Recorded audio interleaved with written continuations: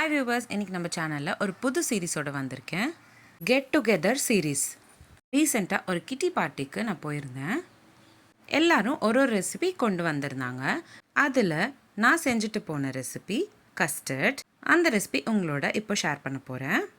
15 மெம்பர்ஸ்க்கு நான் custard செஞ்சுருந்தேன். Video skip பண்ணாமல் பாருங்கள். நான் நிறைய டிப்ஸ் ஷேர் பண்ணியிருக்கேன். அதோட சர்வ் பண்ணுறப்போ எப்படி கஸ்டர்ட் சர்வ் பண்ணலான்னு ஷேர் பண்ணியிருக்கேன். முதல்ல 3 லிட்டர் அளவுக்கு பால் ஒரு கடாயில் சேர்த்துக்கிட்டு காசிக்கணும். கொதி வந்தக்கப்புறம் நம்ம கஸ்டர்ட் பவுடர் சேர்த்துக்கணும்.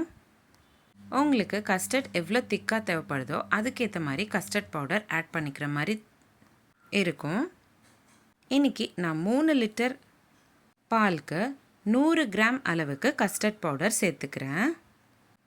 எல்லா சூப்பர் மார்க்கெட்லேயும் உங்களுக்கு இந்த கஸ்டர்ட் பவுடர் கிடைக்கும். ஒரு பவுலில் 50 ml அளவுக்கு பால் முதல்ல சேர்த்துக்கிட்டு கஸ்டர்ட் பவுடர் அதில் ஆட் பண்ணிக்கோங்க. 100 கிராம் கஸ்டர்ட் பவுடர் 50 ml பாலில் கலந்துக்கிறேன். பபிள்ஸ் எல்லாம் ஃபார்ம் ஆகாமல் நல்லா கலந்து விட்டுக்கோங்க. பார்க்குறதுக்கு இப்படி தான் இருக்கும். இப்போது நீங்கள் கலந்து விட்டு இருக்கிற கஸ்டர்ட் பவுடர் மில்க் கொதிக்க வச்சுருக்கிற பாலில் சேர்த்துக்கணும். கஸ்டர்ட் மில்க் நீங்கள் சேர்த்தக்கப்புறம் நல்லா கலந்து விட்டுட்டே இருங்க. விடாமல் கலந்து விட்டுக்கிட்டே இருக்கணும், இல்லைன்னா அடி பிடிச்சிடும். 5லேருந்து 10 நிமிஷத்துலேயே பால் நல்லா திக்காயிட்டு வரும். உங்களுக்கு கஸ்டர்ட் எந்த கன்சிஸ்டன்சியில் தேவைப்படுதோ அதுக்கேற்ற மாதிரி காசிக்கணும்.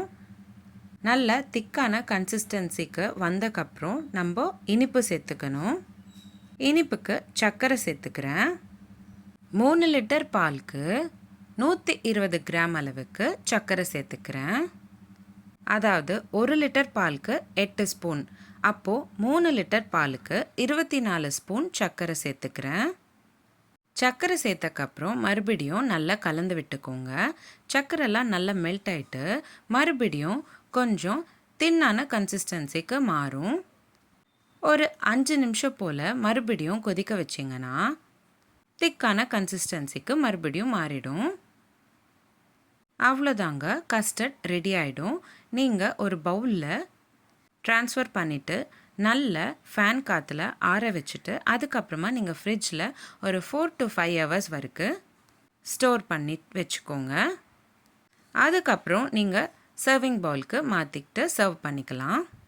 சர்வ் பண்ணுறப்போ மறக்காமல் ஃப்ரூட்ஸ் எல்லாம் ஆட் பண்ணிக்கிட்டு சேர்த்துக்கோங்க.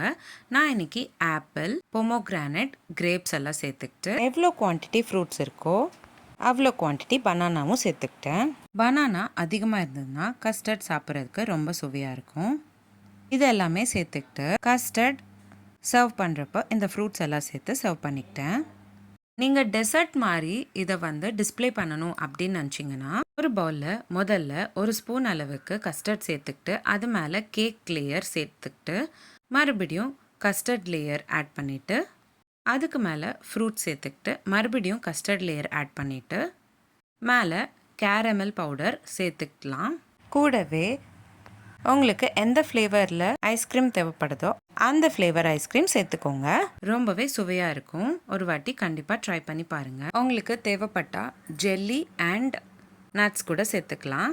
ரொம்பவே யூனிக்காக இருக்கும். வெறும் ஃப்ரூட்ஸோடு கூட நீங்கள் சர்வ் பண்ணிக்கலாம். அதுவும் ரொம்பவே நல்லாயிருக்கும். இந்த ரெசிபி நீங்கள் உங்கள் வீட்டில் ட்ரை பண்ணிங்கன்னா எப்படி இருந்துச்சுன்னு எனக்கு கமெண்ட் பாக்ஸில் கமெண்ட் பண்ணுங்கள். உங்களுக்கு இந்த வீடியோ பிடிச்சிருந்தா லைக் பண்ணுங்கள், ஷேர் பண்ணுங்கள். இதே மாதிரி டெய்லி ஒரு ரெசிபி பார்க்குறதுக்கு என்னோடய சேனல் சப்ஸ்கிரைப் பண்ணிக்கோங்க.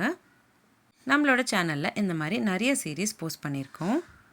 கிருஷ்ணஜயந்தி series, healthy milkshake series, healthy ice cream series, healthy pasta series, healthy breakfast series, kids lunch box ideas, kootu series, kuzhambu series, rasam series, lunch box ideas, chutney series, chapathi side dish series, no oil no boil recipes, சாதம் series, no onion no garlic series, gluten free recipes, Margazhi மாதம் சாதம் series, healthy laddu series, இந்த மாதிரி நிறைய series நம்மளோட சேனலில் post பண்ணியிருக்கோம். Links எல்லாமே நான் உங்களுக்கு டிஸ்கிரிப்ஷன் பாக்ஸில் ஷேர் பண்ணுறேன். கண்டிப்பாக செக் பண்ணி பாருங்கள். இந்த வீடியோ எப்படி இருந்துச்சுன்னு எனக்கு கமெண்ட் பாக்ஸில் கமெண்ட் பண்ணுங்கள். மீண்டும் சந்திப்போம் ஒரு சுவையான ரெசிபியுடன். தேங்க்யூ.